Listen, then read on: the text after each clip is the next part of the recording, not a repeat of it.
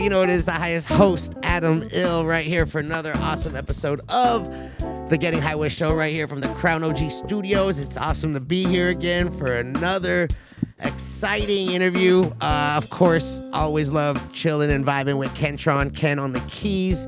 Listen, like we start a little early. I know you guys are just listening to the podcast. Shout out to anyone watching or listening to this wherever you're at, if it's a YouTube or Spotify or Amazon or Apple. I don't know where you listen to podcasts, but I appreciate you. And if you're watching this on YouTube, thank you. And if you're watching the exclusive content on Patreon, you already know we're doing some new shit. Shout out to Travis, you know, always trying to make shit happen. We got Adrian out here on the boards making it go, dude. Listen, I'm already lit. It's been a busy ass week.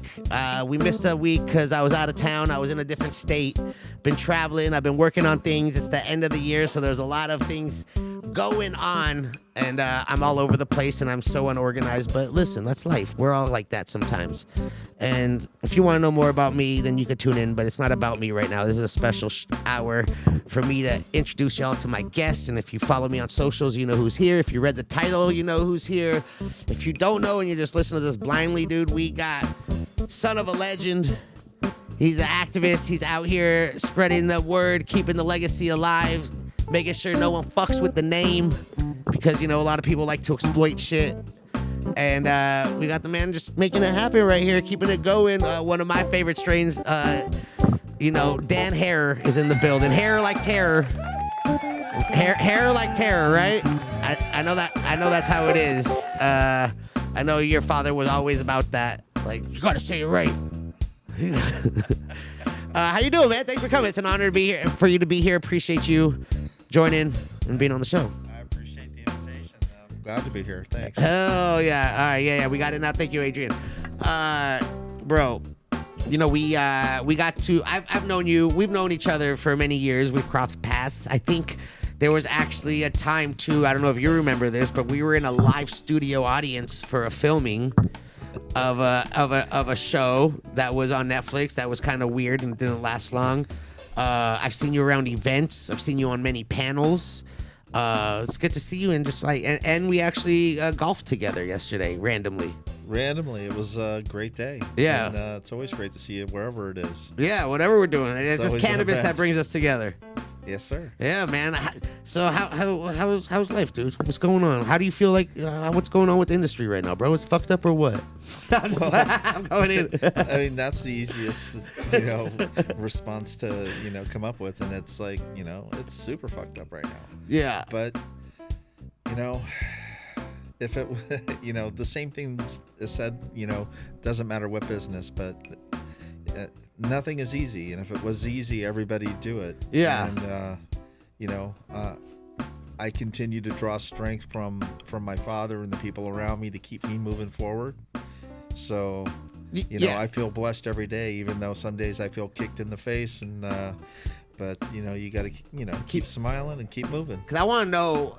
I'm going to get into that because you know, I was very fortunate to meet your father, Jack. I was a bud tender like 2009-10, and I read Emperor Wears No Clothes, and I knew about his activism and, you know, his knowledge of just trying to educate everybody on the hemp plant, not even weed or cannabis or getting high, just like the industrial aspect of the hemp plant, and how, you know, the country we live on, the United States of America, how they used it in the past before, you know, it became all political and became a drug money ring for the DEA and the whole propaganda that went out there over cannabis. And he was out here trying to educate everyone about the plan. He had this like passion and fire every time he spoke about it. Was he like that all the time, even like at the house when you were growing up? Like you're a little third grader, you come home and you get like a B. Is he like out here like passionate about getting an A?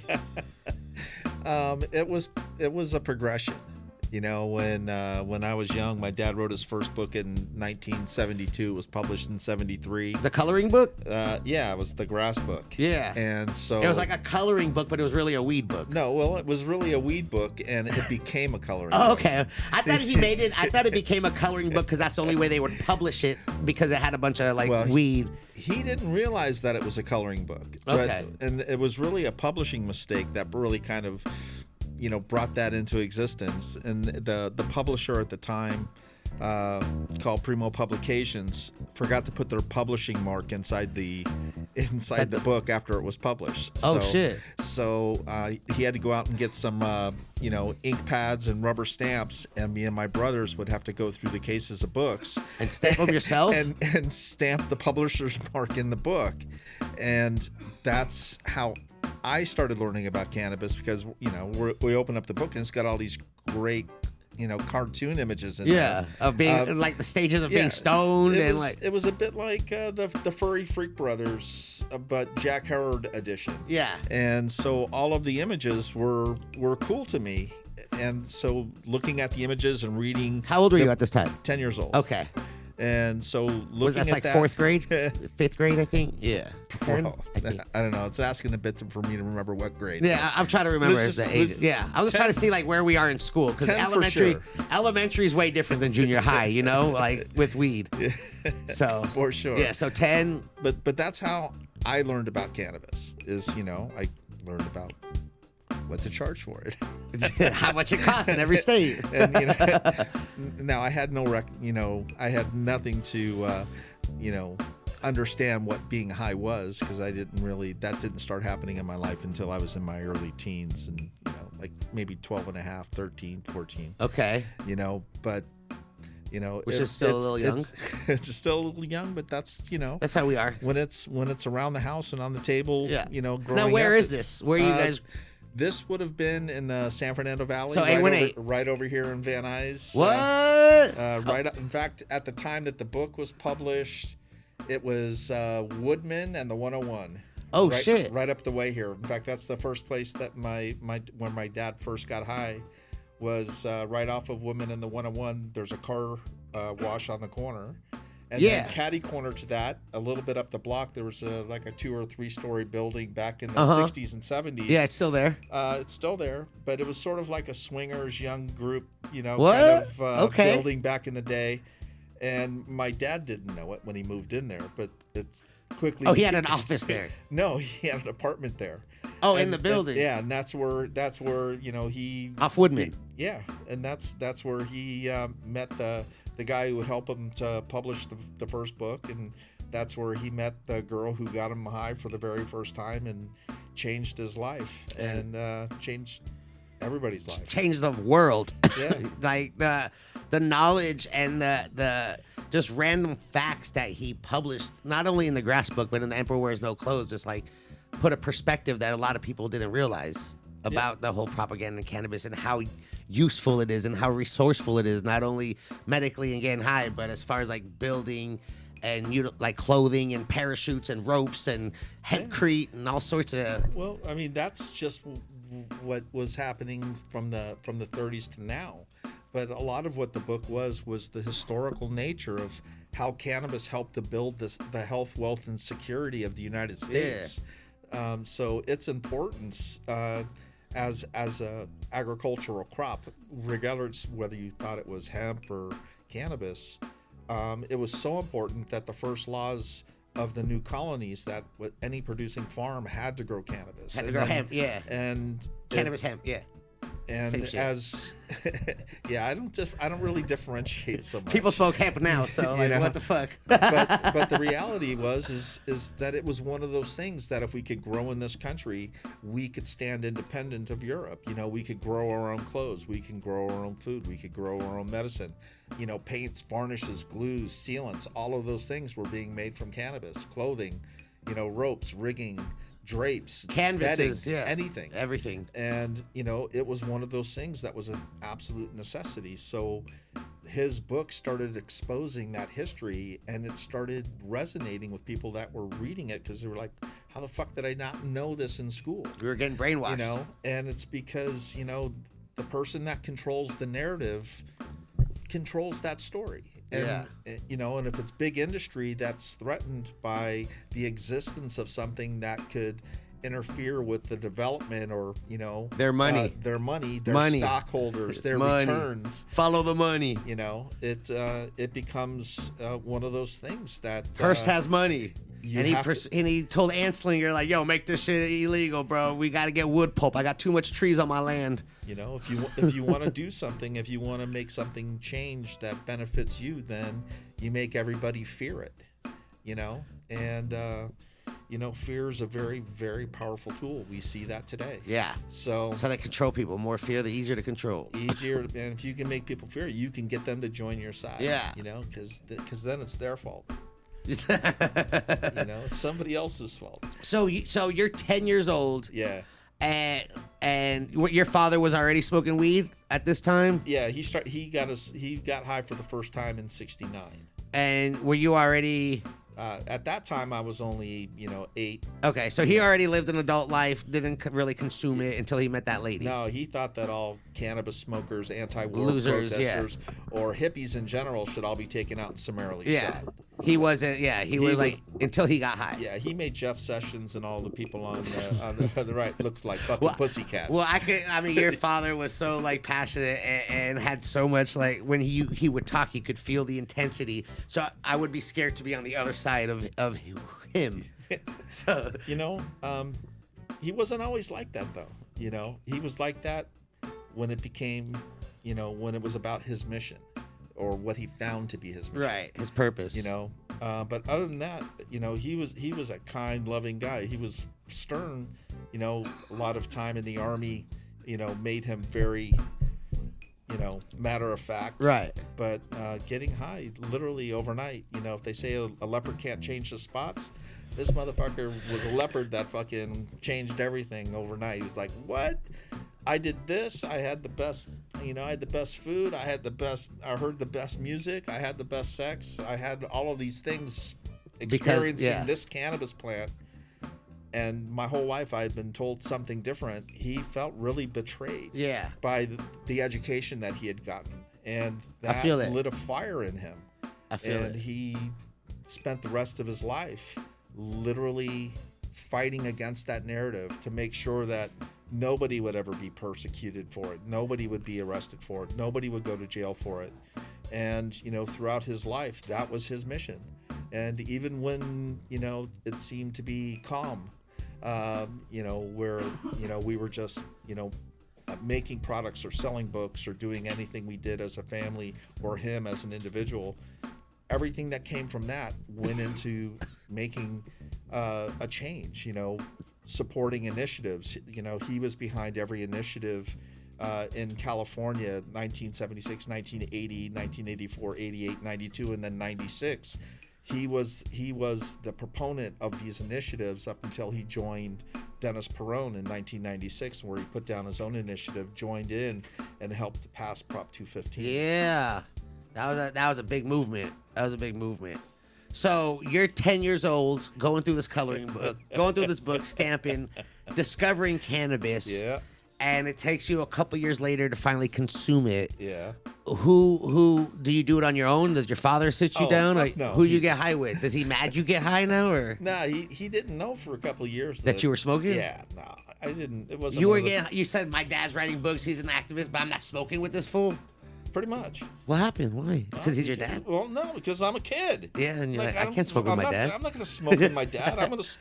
But isn't that like people is like, don't they wish for that? Like, oh, I want to smoke with my parents, or I want to, you smoke with certain people in your life. You have bucket lists of like people I want to smoke with Snoop Dogg. I'm going to smoke with whoever. That's how we think today. But in the early 1970s, that's not what you're thinking. No. You want to smoke with your friends. You want to tell your own stories, and then when your dad finds out you're smoking pot, you hope that he's not going to backhand you because, you don't know how he thinks about a kid getting high. Right. Even though, my younger brother suffered from asthma, he made sure that he smoked cannabis because it helped. Lung expectorant. It helped him with his asthma and potentially saved his life. That's crazy to think that smoking cannabis can help someone with asthma. So so from that standpoint, for being for helping for a life and death thing, my father was about it. In the general sense, I still don't know what he would feel about a 12-year-old smoking, but that wasn't my experience at the time. He didn't know that I was smoking until I was about 14. So who'd you get high with? Friends? Yeah, just my friends. Their weed, or how'd you get the weed? Dude, it was my dad. You just went through his stash? Yeah, well, didn't you ever go through your fucking parents' shit? You're like, yo. I was actually getting better stuff than my parents. I wasn't really going through their shit. I was very fortunate. I grew up in the valley, so there was a lot of pot. A lot of pot, and I knew people that at a very young age who were like growing and selling it. So like I knew what my dad was getting. And I was like, yeah, I'm cool. Yeah.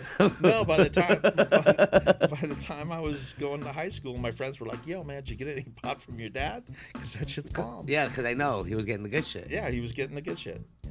So you would take from your dad? Yeah. He would never know? Well, eventually? Not when I was first smoking. Because you were like pinching little nugs. But, as I started to get into my mid-teens, he understood that I was out experimenting. And, he wasn't necessarily being like, here, kid. But he knew what was going on. He didn't say no, but... He didn't say no, but, He didn't say yes either. He didn't sit down and smoke, He didn't, like, educate you or, like, sit you down. He'd be like, son, you got to take mushrooms now. Because that's what he told me when I first met him. He's like, listen, you smoke weed, but every 6 months you should eat some mushrooms and just reflect, and it'll help you in life. I was like, bro, you're like, all right, Jack. You got it. I didn't know you knew Ozzy for his whole life. We should smoke. I didn't know he would ride his tricycle to your house. Him and a little Hot Wheels bike, like rolling over, little Ozzy coming over to Uncle Dan. It wasn't a big wheel, but it was, it was a trike. And his mother and my wife were best friends since they were kids. And when he was born, he was, the neighbor. So you knew him since before? Yeah, well.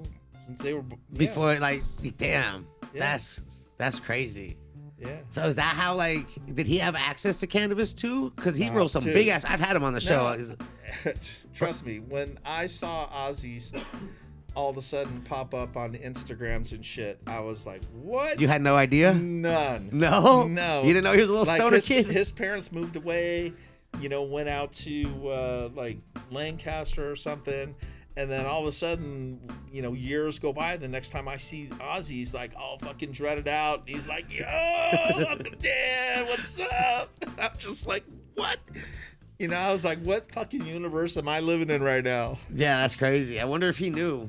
Because he grew up with the internet age. We didn't really grow up with internet that much, so it wasn't information for us wasn't as easy. We had to read books. We couldn't Google shit. Yeah. We had to go to the library.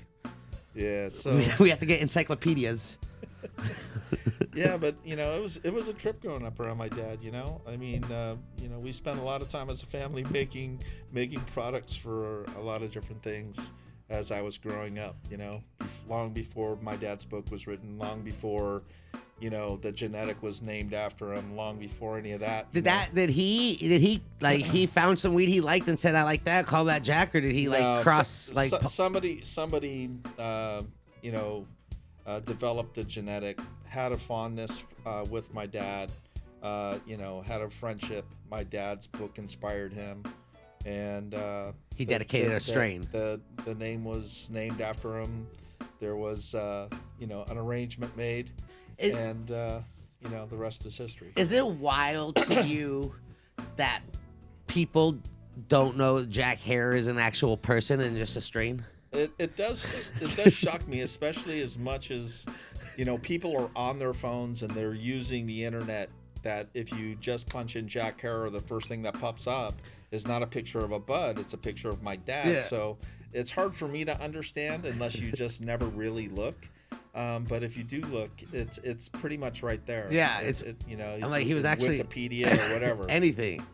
Is it wild to you that today's generation, the first time their experience with cannabis is like a flavored vape pen? It's not like stealing a stash from their parents or like getting some weed and smoking it out of a can, or like, it's let me go and get this flavored unicorn raspberry cotton candy cart and smoke it. I'm not sure that that's been my experience. But I will say that when I talk to a lot of folks and they get a glimpse of, or they hear my last name, they're like, oh my God, the first pot I ever got high off of was Jack back in the 90s or early 2000s, and for them, but they're adults at this time, and now they're adults. Yeah, no, I'm talking about like now's generation, like someone that's in like 8th grade right now, like that 12, 13-year-old kid right now listening to this. I don't know those kids. I don't know. You don't need to know them to understand that like their first hits. Well, I would imagine. I mean, with all of the stuff that you hear in media, and I can only speak from my experience, but the things that you hear in the media about, all these candy flavors being infused into flour. Yeah. Have you seen it? Have you seen it, bro? I go to these events, and this weed is like blue and purple and green and yellow and gold and silver. It's like a gender reveal pack, right? and they're flavored like blue raspberry and cotton candy and marshmallow campfire, and they smell like it because this younger generation's first experience with weed isn't real weed. It's these flavored weed things, so they think that's what weed is. Because when you show them OG or you show them Jack, they're like, what is this? It smells weird. And then you show them some sprayed fucking packs. They're like, yes, this is the good shit. I need more of this fucking light blue weed. You're like, bro, what is going on right now? Yeah, you and I are hanging out in different circles. I'm just, listen, I just came back from New York, right? I would imagine it's a bit And listen, I'm not mad at the packaging. I'm a big kid. I like the action figures with weed. I like the cereal boxes. I like it. But the weed inside is usually like fake candy sprayed terps. Yeah. And it's not real weed anymore. The hype around a lot of things is real, and people are thinking that's what people want. I tend to think that things are going to be coming back this way, coming back to more old I'm trying to make green weed great again. And I need them. Green weed's always great. Yes, but we know that. We are an older generation of consumers. Yeah, we could be lost, bro. We could be the lost generation. Listen, I remember, and you probably do too, when weed, what was inside the bag is what was important than what was outside the bag. There wasn't even any, it was a Ziploc bag. There wasn't any brands, labels, there was no packaging. It was just like, you had to prove you had the best weed by what was in it. Yeah. Now that doesn't even matter. Now people come in and they just want like the best marketed brand that they see on the internet that has the biggest bucks. Yeah, I mean, back when I was first smoking, the best weed in town had seeds. I mean, it's really changed. The seed packs. Now people sell so much for seeds. So as soon as seedless came around and we were smoking some Big Sur, buds, and back in the early mid 70s, it completely changed. And I've loved that change. Smoking dirt weed and trying to clean out stems and seeds that you don't need. Yeah, I remember them too. I remember them bricks. And then all of a sudden you get this weed that's beautiful and bright. Green. And you're seeing all these trichomes and you're like, what the fuck are those?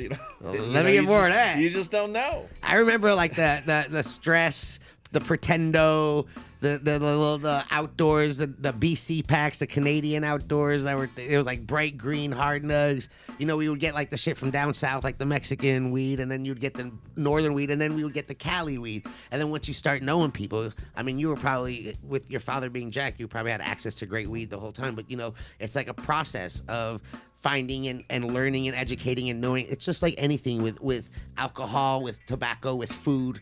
Like, you grow up thinking McDonald's is the best, and then once you start, maturing your palate, you understand that there's way better food quality than, fast produced product. Just like cannabis, there's great products out there, but there's a lot of mass produced stuff out there right now. I mean, back in the day, things that I learned from people that were around my father was you'd have like your folding cigarette case, and inside the cigarette case you'd have all your pre-rolled joints from all these different genetics that you'd have access to, and you'd put a little initial on them so you knew if you were smoking something that was gassy or something that was sweet, and there was, all of these coded names that you would write in ink on the joint, and then you'd smoke it. You smoke the ink, and you're not thinking, not realizing that that you're smoking ink. You're smoking ink. I mean, we've smoked a lot of crazy things. But you'd open up the pack and you'd be like, oh, which one am I gonna smoke now? And it was like your own little wine cellar, your little show off tin. What were some of those strains? Do you remember? Bro, White Widow. I can't hardly remember last week sometimes. Romulan. Northern Lights. Northern Lights and stuff didn't really happen up until like the late '80s or the 90s. Late 1900s. Yeah. Yeah. That's the late 1900s. I know. It's when you say it like that, it sounds like I should be wearing fucking white wigs and shit and buckled shoes. No, 19. No. It seems like a long time ago. But it's not. I mean, it's like 40 plus years ago. Yeah. Which is a time. Yeah. It's true. All right, is this to make me feel old? No. I mean, come on. I grew up in the late 1900s. Please, I had pagers. I was before the internet. You were born in. I was born in the late 1900s. Yeah, I grew up in the late 1900s too. Yeah. I'm older-ish. It doesn't matter. It's not about me. It's about you right now. Do you like weed events? You know what? I do. Yeah. There's something about being around the folks in cannabis, whether they've been around for a long time, whether they're the guys from the hills and like real legacy growers and operators, or folks from the neighborhood back from the 70s and 80s from when I was growing up. But being at shows, being around the cannabis community, I feel at home. And not only do I feel at home, I feel my dad. When I walk into events and I see people, putting their efforts out there, building companies, educating people, employing people, doing what life does, and you pay for, you pay for your life, you send your kids to school, you help build your communities. I see that happening because of cannabis. And I think that all of the things my father did and the people that he inspired did, working together, and how they've changed the world that we live in, it makes the hairs on my arms stand up. When I walk into MJ BizCon and I see, 40, 50,000 people walking through there in a day, how do you not feel the history of where we were and where we are? And it's hard not to reflect on the energy that it took to make this happen. I like that perspective. How do you feel about like all these folks that were anti-cannabis and now see it at, speaking of like BizCon, I don't like calling it MJ BizCon because there's no weed there, but speaking of BizCon, like you got a lot of folks that are in the space that just see it as like an industry and not a community. They see it as like money and like, how can I be a part of this? I don't feel like the community is there anymore because it's more of an industry. It's a business now. There's a lot of people that are involved that never smoked weed, that don't even know what the culture is. There are people that I know that are in this, want to be in this industry, and they look at you and I or anybody that's in the space, and they go, they're fucking drug addicts and thieves. That's their narrative. But on the flip side, there's money to be made, and they're going to take it. Now, that being said, I think the relationship between where we all came from, and that's basically, out of the mountains, out of the closets, out of the garages, out of the homes that, people were, running product through the 70s, 80s, 90s, whatever. And, we have a business acumen that's basically street. And then we're, when you say they're coming into this industry, we're actually going into their industry. When you start getting into money and politics, we're moving that way. It's not necessarily this way. Does that make any sense? Because it's their money perspective. I see that money that builds what's happening. Yeah. Because most of the people that that were running cannabis and doing that through many years, they were, they had to spend the money. They couldn't really stack it, for the most part. They had to spend it because there was nothing you could do with it other than go out to dinner or buy a car or, Yeah. There wasn't like, oh, I'm going to take this necessarily and invest. You were just trying to stay invisible and survive. I mean, it depended on who you were. Some people invested, some people spent it crazy, some people just enjoyed it, their life. But in general, yeah, we're going into this new, and we're creating an industry which takes finance, it takes understanding, it takes all of these things that we didn't really focus on as growers, producers, sellers, stoners. And now we're going, hey, we're going to go play in that game. Yeah. So the only way to play in that game is to deal with those folks because, and sometimes they want to be like, hey, I was smoking in college, I'm going to come back and do this, even if they don't really have an understanding of the community. So, I see what you're saying. So there is a crossover that's happening, and some of these folks are really genuine and awesome, and other ones are just like, holy fuck is a devil in the human form. And unfortunately, I've seen the very best of both. Yeah, no, I can see that angle, but there's a couple folks, like you said, the little batsies that come and infiltrate and try to say they were a part or try to be about it and kind of fuck shit up and little thorns in our pretty flower. Yeah, they're something else. But the thing is, truth and just who we are as a community has a way, if somebody comes in this just for the money, that when they really get an idea of who we are and what the community is and how we interact with one another and the genuine joy that we have, as different brands, different companies, different processors, that we all admire what the other one's doing. We're all like, go man, get it. We're there supporting each other, even though there are direct competition in the consumable markets, but we all wish each other well. We used to, yeah. Well, there might be some folks that run along the edges or maybe outside that you don't really appreciate. Yeah. But in general, because there's good and bad in all of that, right? In everything, yes. But in general, this community that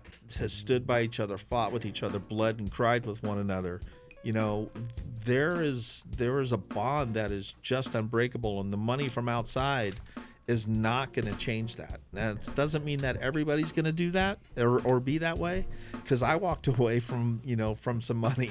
You have. I know some people that do. They'll do some shit, some strange shit for some change shit. But I just can't. What my father represented in my life and how I was brought up, I can't sell out like that. I respect that. It's not that somebody else making a choice to sell what they have. Yeah. That's on them. Don't drink the juice. And I know you have to deal with. Yeah. But I think there's a healthy influence from both sides going on right now, and I hope we survive it. Yeah, I know. With everything that your father put out and educated, and all the propaganda, and he was trying to disprove it. Do you believe in like conspiracy theories or like anything in cannabis? Like that? I've seen it. How do you not understand what you can track and trace, so to speak? You can see the origin of some things and how the script gets flipped. And I am not a conspiracy theorist, where I go out and sink my teeth into all of the crazy that's out there, but is there crazy out there? Like what? How about like other beings? Are there any other? You think we're the only living species, or are there other? That would be a hell no. You think there's other life forms? Or we could be that same life form. Just I feel like we could be a less advanced version of that same life form. Whether you believe in time travel, whether you believe in aliens, whether you believe in any of that stuff. There are things, what about portals? There are things on this planet that just can't be explained. Yeah, beyond our comprehension. And if you ask me, the technology that it took to create some things that exist on this planet with no explanation, yeah, somebody else did that, and it wasn't us. It wasn't us. Elon Musk isn't human. He's from a different. He's not human. I guess yet to be determined. Yeah, I have a couple theories about like who we are and people that we see and who influence us, and the whole fear thing and controlling, and there's just like a lot going on in the world. And the older I get, I'm just like, none of this shit makes sense. I feel like we've just been brainwashed our whole lives, and we're just like in this wild simulation. Earth could be a petri dish. You never know. That's I said that. We are a petri dish of a petri dish. Yeah. We are just out here. So we could be somebody else's experiment. If there was a portal that just appears, would you step into it? If you're just walking in a portal just shows up, are you entering the portal? Tough question. I don't know. I know.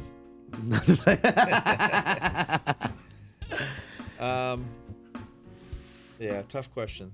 I don't think I have an answer for that. I think that's in the moment.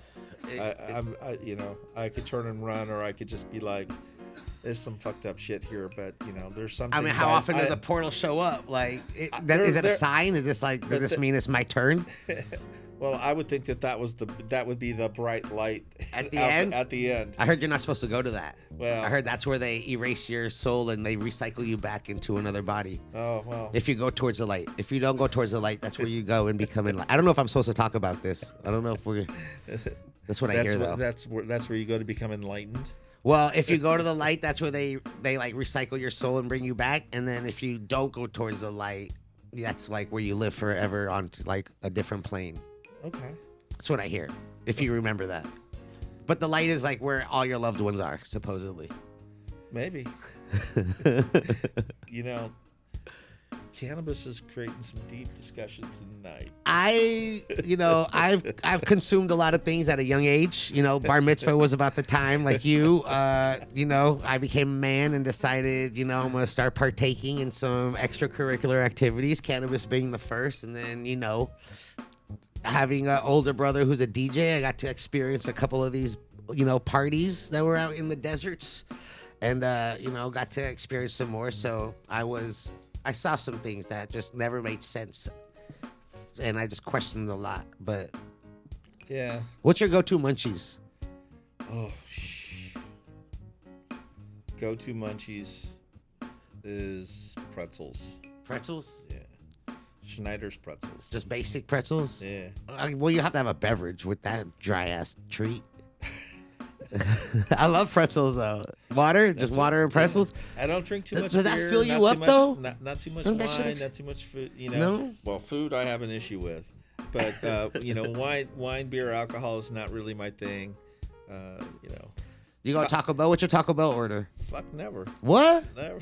Damn. Nah, I can't eat fake meat, man. I don't eat the meat. I just get the vegetarian shit. So they don't get my business. That's all right. That's fine. Do you do any fast food? Back in the 70s, yeah. It was the Burrito Supremes when they were real. Okay. When they use, you don't think a lot of the food is real these days? When Mr. Bell actually owned the Taco Bell? The Taco Bells. So you think a lot of the food is not real right now that we're eating? Anything you look at any package the next time any package GMO? that you genetically modified foods and virtually everything that is now being consumed, and it is just horrific to go shopping these days. That's why I don't eat at a lot of places, because I don't want like the Cisco food court, the ones that just deliver everything to everyone. I'm like, there has to be like lab grade shit. Like they're making lab meat. There's no way. That's the supermarket. What are you talking about? Yeah. It doesn't have to be Cisco anything. No, is that whole organic not organic? The whole organic's not organic. What? What do you mean? It's just marketing? Is it buzzwords? Yeah, it's, words mean things, and sometimes words mean something else. And so because basically everything is finalized by the government, and it's their decision, and they are controlled by the lobby, the money. Imported, natural foods are not inspected the same way that, they're not certified organic the way that we do a certification here. And even the certification here doesn't necessarily mean organic. It just means that some of the things that are in there may not be on the list for testing or excluding, but it doesn't mean that it's all organic. So you just eat pretzels and water? No. Unfortunately, I do not just eat pretzels and water. I'd probably be a few pounds lighter. But like for munchies, or you go in and you stop at the store, you're getting pretzels and water, chocolate, any candy? Chocolate occasionally, Snickers bars. Yeah, they're always OG. good too. On the road, consistent. Couple, my most consistent junk is freaking, unfortunately, a Starbucks mocha. Ooh. Do you get the Trenta? No, I don't get the Trenta. I get the biggest one when I go. Do you consume content? Do you watch like TV or movies? What do you watch? I consumed Yellowstone. I enjoyed that. It's just gritty. I like the fact that it's sort of a family story, and you see the dynamics, the stresses, the disappointment, the hate, the despise, the joy, all of that kind of stuff. I like good movies. Last night I went back to start watching the Godfather. The trilogy, or just the? No, so went back to the first one. Enjoyed that. Classic. Yeah, good movie making. That's wild. I don't watch any movies. Yeah, well, there might be a savior in that too, but I'm a product of my childhood, so movies was it. What about cereal? You eat cereal? You have to eat cereal. I used to eat cereal. What? Yeah. I think cereal's like, I'm never gonna stop eating cereal. I'm never gonna. Now I just jinx myself. There's gonna be a time I'll be like, fuck, I can't have cereal. No, man, Captain Crunch and Life cereal was, my go-to cereal. Didn't Captain Crunch cut your mouth? Top of the mouth, always raw after a bowl. Yeah, and you still consumed it? Oh, yeah. I don't understand that. I don't understand how people say Captain Crunch, and I'm like, yo, they're like, yeah, it fucked my mouth up, but I loved it. Like, what? There's something about the crunch, No, I'm not mad at Captain Crunch. I eat it, but it's just not my go-to because of that. Yeah, well, so can't we're in 2024. Can't they do it so it doesn't cut your mouth? Yeah, when you're preteen eating Captain Crunch and your cocoa, your choco, what was it? Choco tacos? No, what was it? It had the vampire. Count Chocula. Count Chocula. Is that cereal? Yeah. I don't even think they make that anymore. Well, they call it something else now, but Fruity Pebbles, all that shit back then. Yeah, Fruity Pebbles, Cocoa Pebbles. Anything with sugar and crunched in my mouth, it was good for me. Love sugar. But can't do that no more. Nah, I don't do it. What? No. Pretty bland. No, you're good. So what? So okay, what's like a day in the life for Dan right now? What are we doing? Dude, it is not for the faint of heart. I wake up every day looking at emails from attorneys and BS like that these days. Why? What? Yeah, there's just when you have something that is it because of the name? Yeah, the name draws a lot of people just energy, try to good and bad energy. There's I wish my father was here to deal with it and not me. But since it is me that's here, I'm going to be fighting for it every day. But you said you have siblings. Yeah, I do. Yeah, I had 5 siblings. My older brother passed. Sorry to hear that. Not too long ago. I'm sorry. But I have a couple of sisters and a couple brothers. And where are you in the mix? Are you like a middle? I'm the oldest now. Yeah. Okay. And when my dad passed, we were all pretty much adults. We had our lives, and we'd all been part of what we did as a family. Some of my younger siblings traveled with my dad during his his dead tour years. And this is when he would go and just like speak on stages. Yeah, he would speak on stages. He would go out and sell his book and educate folks on cannabis and hemp, and fight for legalization of cannabis. And then there was my older brother, my next younger brother. We were the ones that were making the paraphernalia instead of doing our homework when we were in junior high and high school. and we doing were the family business. We were the family business, yeah. Like if you ever saw like the stash cans where the WD-40, the bottom would unscrew off the bottom, or the right guard can. Yeah. My dad invented that shit back in the early stash cans. Yeah, back in the Shut early. the So fuck up.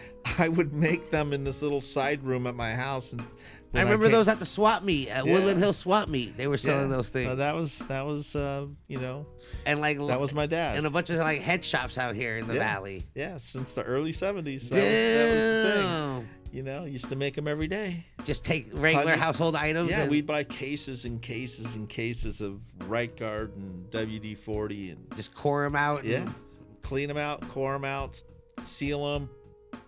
Put our little reservoir in there so you could, fill a couple of seconds of spray. So if somebody picked it up and sprayed it, they'd actually work for a few seconds. That's what we did. That's wild. And we sold all kinds of things back in the that weren't cannabis or any accessories. Other substance. Yeah, I remember those. I had a couple in the house when I was, because I started selling really young, so I had like the rock in the front yard and the motherfucking the can in the refrigerator. Yeah, but for the most part now, I spend my time looking to expand the brand, building relationships with new individuals who are somewhat connected to the ethos of how I grew up and what their feelings are about the industry and flower and the purpose as a community, and our responsibility to make sure that we represent every day, because it's part of us. The other side that I don't like so much is just dealing with lawyers, dealing with folks saying, hey, why should I license the Jack Herer name when I've been growing it in my garage for 20 years. Yeah. And we're not asking them to license, but the folks that are using it commercially, we'd like them to license. Yeah. As far as like calling their product Jack Herer, or like the strain that they grow. Well, like how is like the strain? Is that just like free market now because of what has happened throughout the years? I think that a lot of people would think that. I don't, I think when cannabis, started coming out and being part of the Apothecary, caregiver model, that it was just something that, you'd buy some seeds, you'd be able to grow your own flower. And I didn't really find anything problematic with that. But I think when it became a commercial product and somebody saying, hey, I'm going to commercialize this name, I think that's where I sort of draw the difference in it. And then the other side of it is, like, I've seen a million different things called Jack, and I can tell you that most, if not all of them, are not. But they have a note of Jack, right? So people go, oh, we'll just call it Jack because it'll sell. I think anything that is like super piney sativa, people just call Jack immediately. If it's a haze, if it's a northern, if it's a snow cap, if it's a train wreck, if it's whatever it is, it's Jack. Yeah. So, but when I look at it as if we're putting together a product, we have these amazingly beautiful original genetics and new genetics that my team has created. And we when we created the Jack Herer brand, we're not necessarily selling the Jack Herer flowers like this is the Jack Herer flower, although we have the Jack Herer flower in our bag, but it's really the brand that we're selling. And really everything about the brand is about who my father was. It's about education. We have educational elements in our packaging, so if somebody wants to understand, or they really look at our packaging and not just the flower, that they're like, oh, well, what's this? What's this Chinese symbol over here, or what's this Egyptian symbol on this? And so we use this 5,000-year-old, Shishot. Well, if she's 5,000, it could be 50,000. You never know. But this Egyptian goddess Shishot, that she has a dome with a cannabis leaf above her head, that's depicted in the hieroglyphics in Egypt. That we use that as part of our packaging because we want people to be inspired or inquisitive about what these things are. So, and not just picking up a joint to to medicate or to elevate, But maybe there's something there that they'll draw them into reading a book or reading my dad's book or reading history. Right. Educating. And really kind of finding out what it is, the road that we've all traveled to get where we are today. So we want people to be educated about what we're doing and about our product and about who my father was. So his signature is emblazed on all of our packaging. His image is in most or on most of our packaging, because we want people to understand that the man and the flower are two different things, right. and that the brand really is something broader than just something that's a genetic. Yeah, I mean, I had the double Venturi Jack Harrow pipe gifted to me. I was looking for it. I know I have it somewhere. Pipe. I could have brought one here tonight. Yeah. I got the Emperor Wears No Clothes. I was fortunate enough to have your father sign it when he was doing his dispensary tours. Yeah. When he was going around all the weed shops. I'm sure he was. Well, those dispensary tours were daily. If he was driving down the road and he saw a dispensary, he was stopping in. He loved it. He was like, "This is amazing. It's a fucking store that sells weed. Like, this is what he wanted." I'm sure he'd be like crazy going right now with what's happening with weed. And how like socially accepted it is right now. There's a part of him that would be incredibly filled with pride and joy that so many people have dedicated their lives to changing the world. And then the other side of it is he would still be mad as hell that there's so many people still trying to create a narrative that demonizes this plant that we all know is the safest thing on the planet. Yeah. And people are still in jail for it. And people are still in fucking jail for it. And it's just the most inhumane thing that our governments, local or national, federal, they're making millions and billions and billions of dollars every year for a plant that you and I are consuming with no fear, and yet there's still somebody in jail for a joint or a seed or the interaction between, hey, I sent somebody over to get an ounce from that person over there, and all the next thing you know, you're in jail for conspiracy. Yeah. It's absolutely fucking absurd when, our own government has a patent on cannabis and used to mandate that people grow it, and then used it to help win the war or sail the USS Constitution across the fucking ocean, all cannabis. The fact that we change the story on how important it is or how dangerous it is depending on how it affects somebody's pocketbook is fucking evil. Yeah. And I keep praying that someday the complete and whole truth of cannabis is truly exposed, not just the way it was exposed in my father's book, but in media, in schools, in real life, when you go, wow, how important has this thing been? And if we had just embraced this, 100 years ago, when we really started understanding its properties, how much further would we be along as a civilization if we were making battery technology from cannabis, or building materials from cannabis, or would global warming be a thing? Would we be dealing with the same things that we're dealing with today? Yeah. Would we still have the same health issues? Would we still have the same sort of psychosis bullshit that's going on if we had need all this medication that they're feeding us? And where would we be? And it's a really hard thing to think about when you process how many people have died because of modern medicine. And I will tell you that there are some times when modern medicine is absolutely necessary. I've had to deal with it.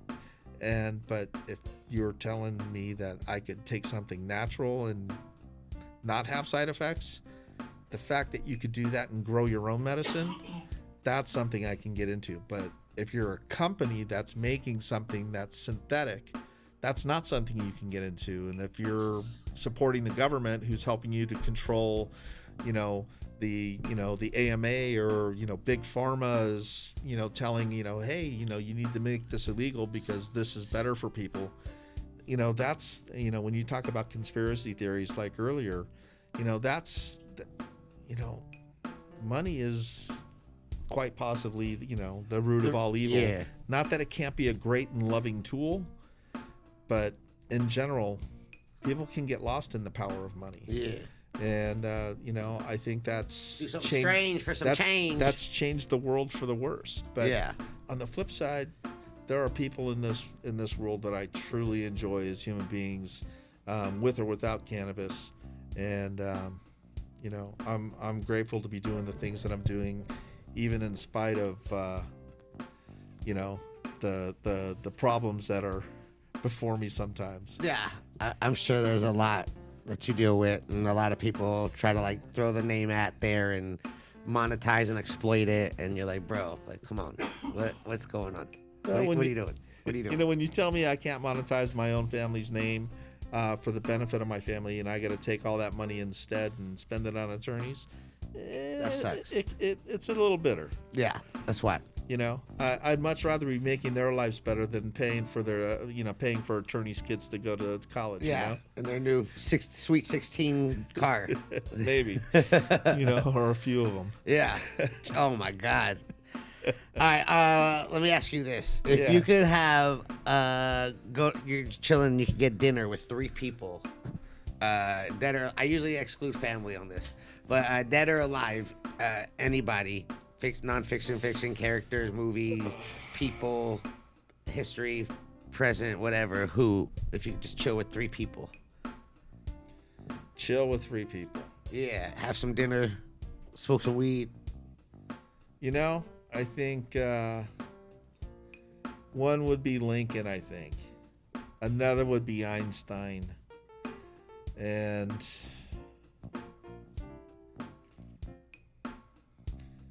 just for some laughs at the table, maybe Sam Kinison. What? Lincoln, Einstein, and Kinison. That's a wild table. Why Lincoln? That'd be crazy. He was a really tall dude from my historical facts, right? Wasn't he like 6'10" or something? He was a tall guy, but he also wore a very tall hat too. Oh yeah. So, without the hat, you don't know. What? Do you play board games? Do you do any do you play any type of activity? Do any board games? Have you played board games? Only as a kid. Yeah. Yeah. But then as adult, no. When was the last time you played like Connect 4? What the fuck is Connect 4? Bro, are you serious right now? You've never played Connect 4 in your life? No, but, backgammon, cribbage, that kind of stuff. Backgammon, like Shesh Besh backgammon? You never played Connect 4? Where you just gotta get 4 in a row? Yeah, maybe as a 8 or 10-year-old. Yeah? Do you want to play right now? You want to get a quick game in before we end the show? All right. When was the last time you played? For real? Like when you were a kid? Probably more than 50 years ago. You've never, really? Yeah. Wow. You don't play, do you play like Monopoly or Life or like? I play Life every day. Fuck. You have any apps that you play? Do you have like any games on your phone? I used to. Any consoles? When I traveled, I used to play some poker on my phone, and that's about it. Okay, card game. So card games. Yeah. Chess.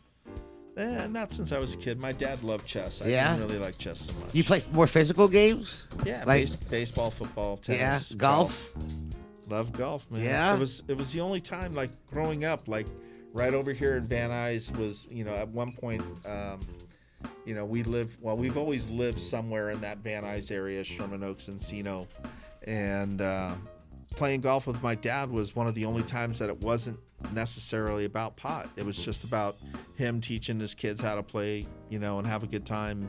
And, we got to get, 3-4 hours at a time that it was just, dad and sons.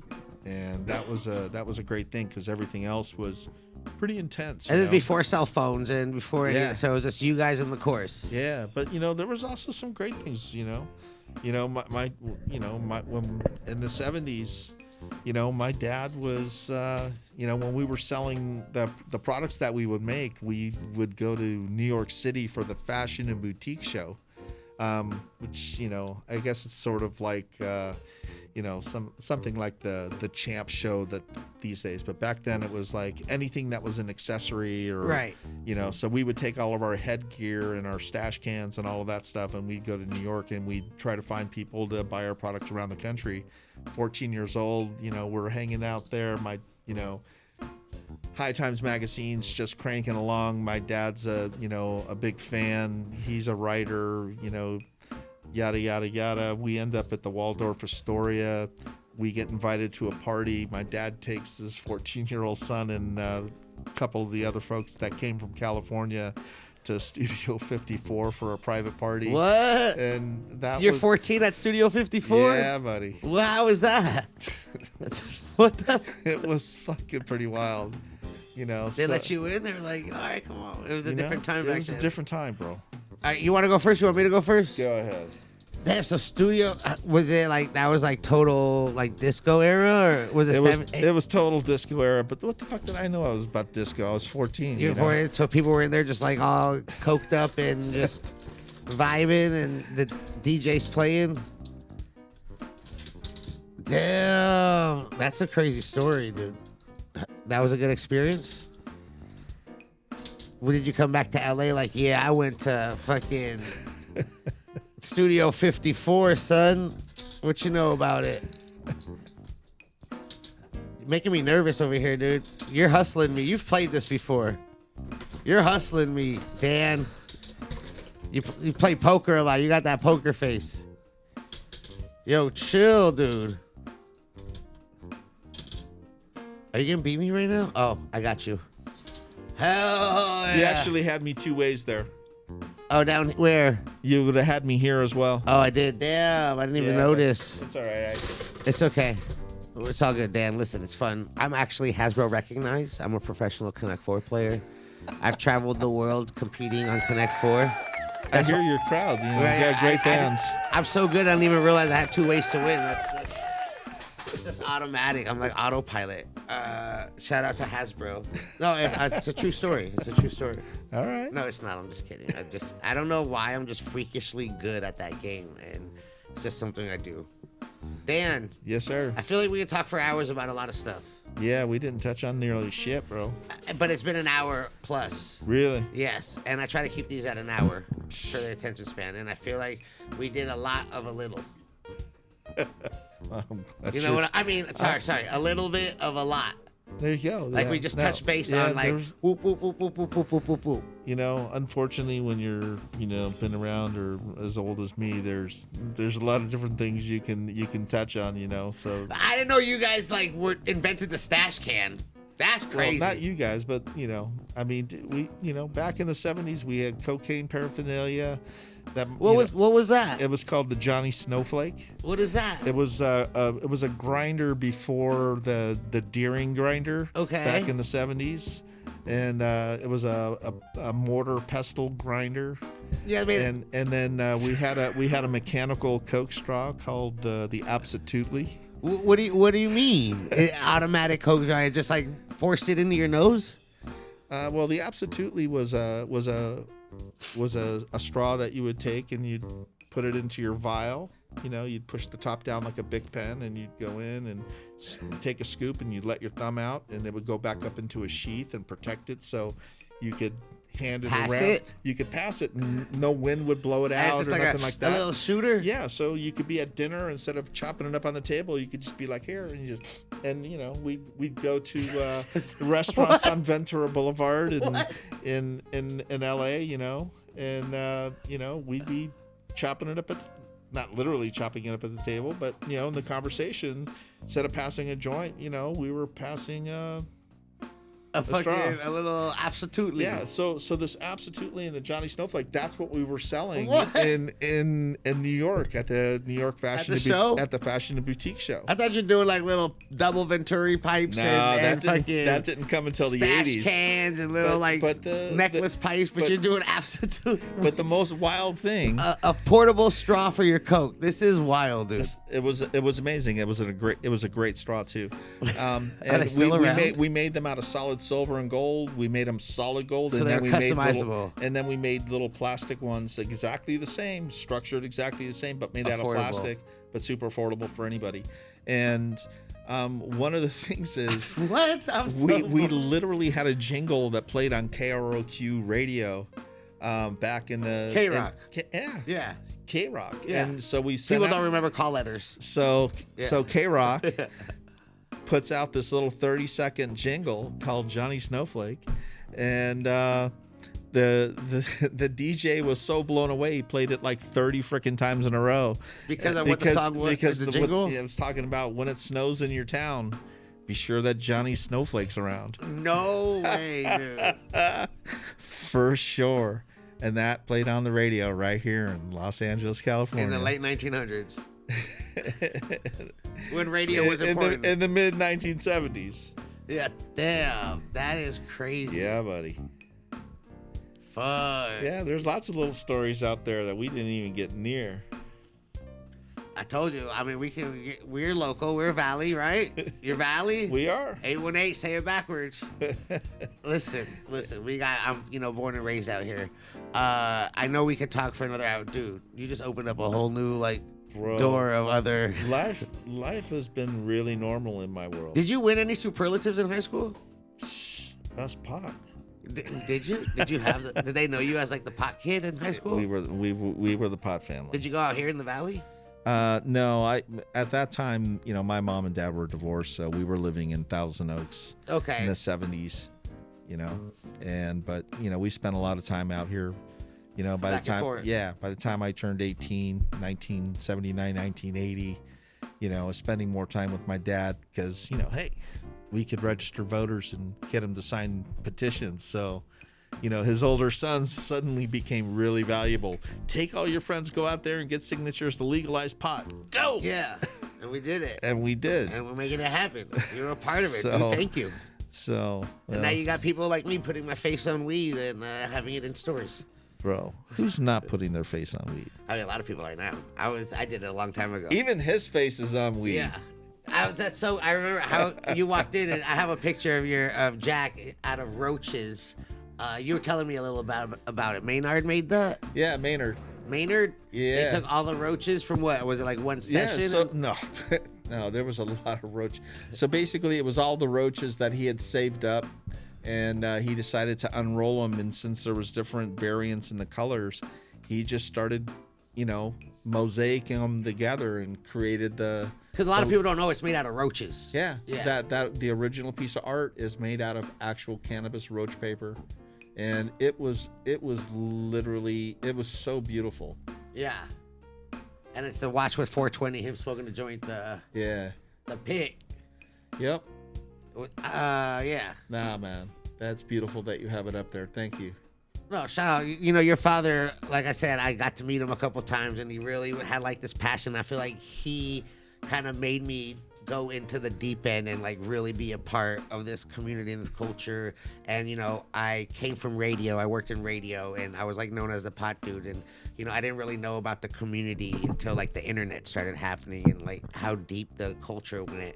And being able to meet him and hearing his fire, reading his books before meeting him, and then finally meeting him, and then talking to him and him telling me about it, and being in radio and starting my podcast in 2009. I started this podcast, and it was just about cannabis. It was just about educating people, but not a boring political monotone, just with culture and education. I call it edutainment, where we educated, but we were entertaining while we did it.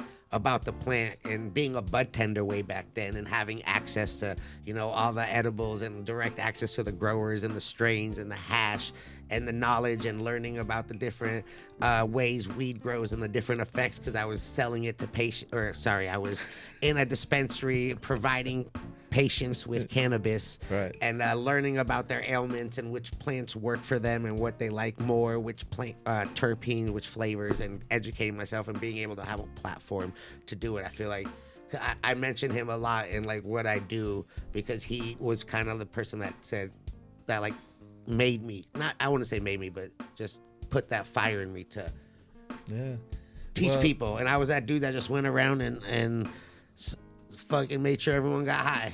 Yeah, he was like the Pied Piper of cannabis. Honestly, everywhere he went, there was just people that followed him because they were inspired by him. They'd love to hear him talk. They like to be sit there. He was like, he was he was like the traveling teacher.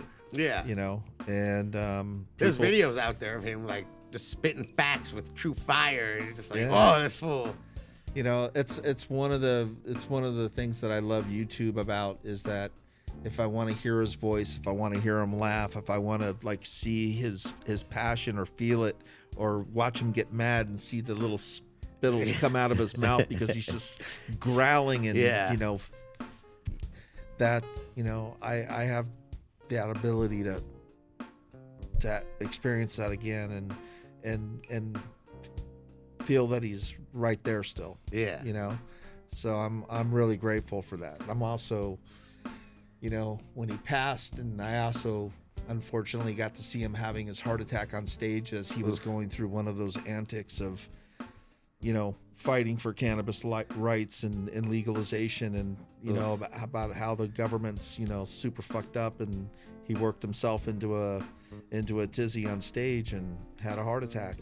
So I know that his last conscious breaths on this planet were fighting for the plant that we all love, and as painful as that is to watch, it's also one of those things that if that was the last thing that he did, fighting for this country, fighting for this plant, fighting for this community, it's something that I think that he would be okay. This is my time to go. And as long as things like that continues to inspire folks, then fucking hey, let's educate the world. Let's fucking go. Still making it happen, and he was loved too, because I was very fortunate enough to attend at his funeral. Dude, and that was crazy. Like it was the biggest room that they had, and there was people just standing room only, sitting all the way in the middle, outside into the fucking courtyard. There was hundreds of people outside that couldn't even get in. It was like a wild time, and you could tell that he had an impact on the community, and people really respected him. There was like Did 15... you go up to the top as well?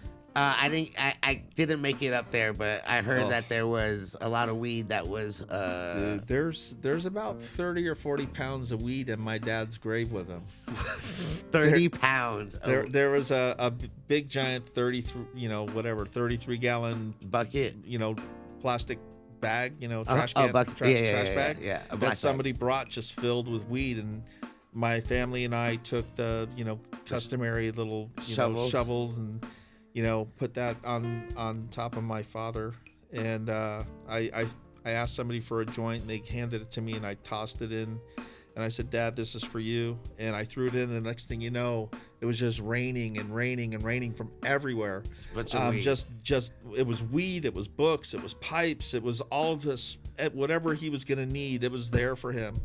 And then this guy walks up with this bag, and he sets it down next to the grave, and there's this massive pile of dirt over here, and here's this guy, and instead of the rest taking shovels, they came through and they grabbed handfuls of pot, and people just took turns walking through and dropping until the whole bag was gone. And then we sat around, this was about 1:00, and we sat around just telling stories and laughing and crying, and 5:00 comes, like we're closed. They're like, "Yo, man, we got to finish our job here. We got to finish interning the body and and fill in the hole, and so we can send everybody home." And we still there was probably still 200-300 people up at the top, and so we sort of like parted away from the gravesite, and when it was exposed to the manager of the facilities up there at Eden,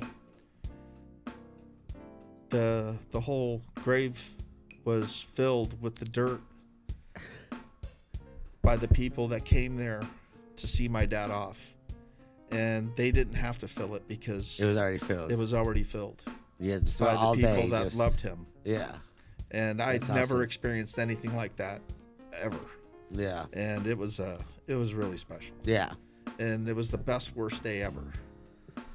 I feel it. Yeah. You saw how much love he had and the impact he had on the community, and and gone too soon, but left the mark on all of us. And it's an honor to meet him, and it's an honor to have you here and tell these stories. And I know we're well over our time, and I know we could talk so much more, but you're local, so we could always make this happen again. Anytime, brother. I appreciate you for coming through and hanging out, and we should, smoke some more. I see you hit the OG. You got the LOG. Shout out to Apothecary. We went shopping a little bit. Yeah, that's Adam's baby. LOG. You got some of the haze that you liked.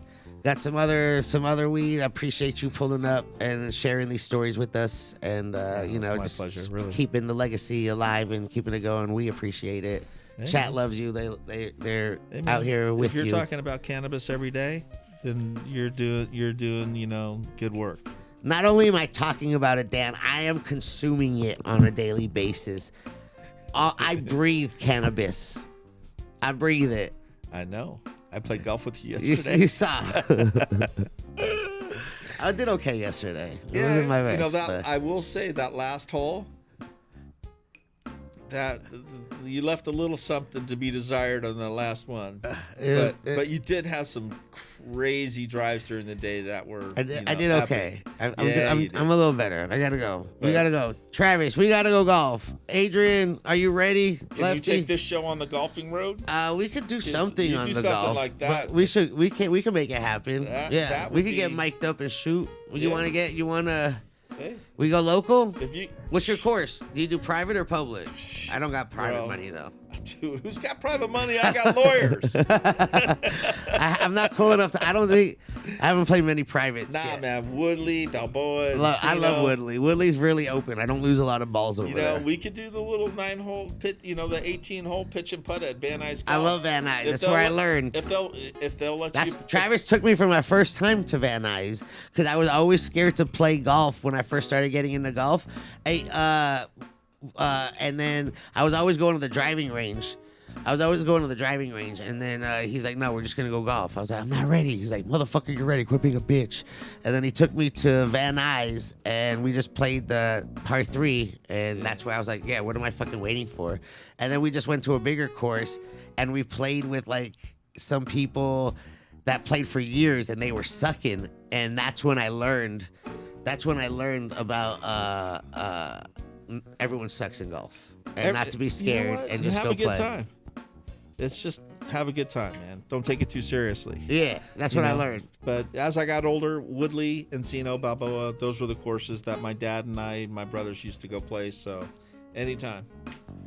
All right. Let's hit it. We'll make it happen.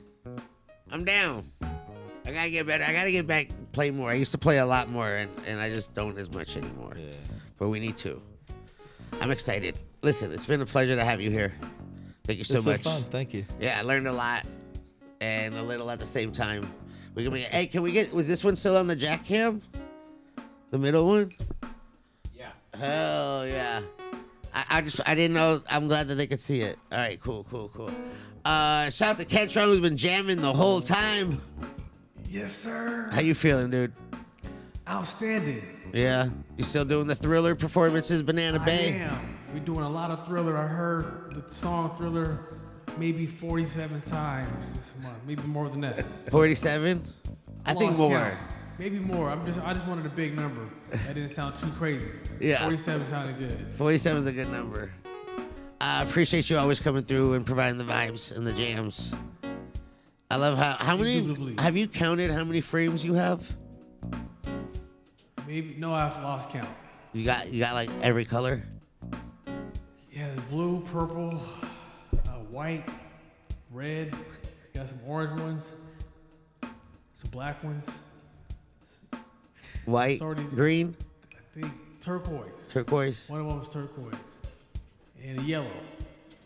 So I'm good, man. I got all the colors, man. I think I'm all right. I think I just need a green one, like a solid, straight up leprechaun. Is that all the colors? Nah, How many all of colors them, are there because in the world?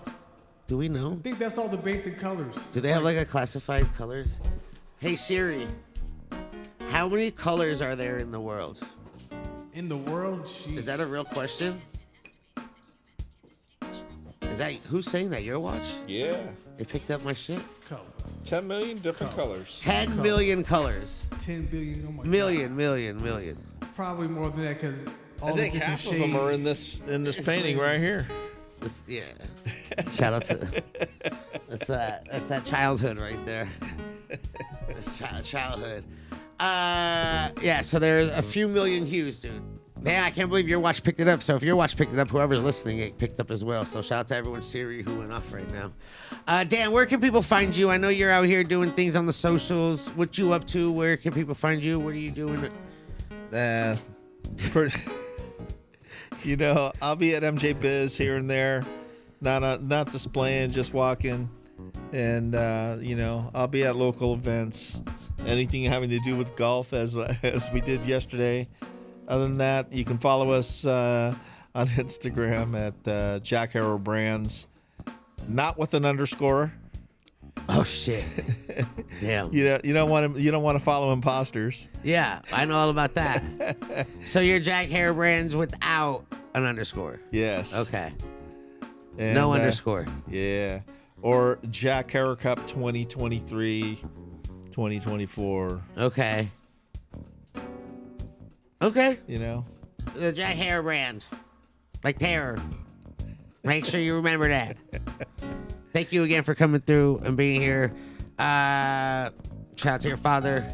Shout out to the crew here. Adrian, thank you. Travis, thank you. Ken, of course, killing it.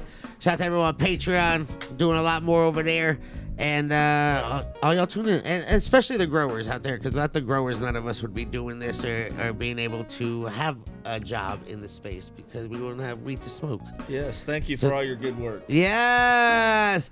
Until next time, dude. We'll see you. Okay. Bye. Bye. Thank you. Bye. Bye. Bye. Bye.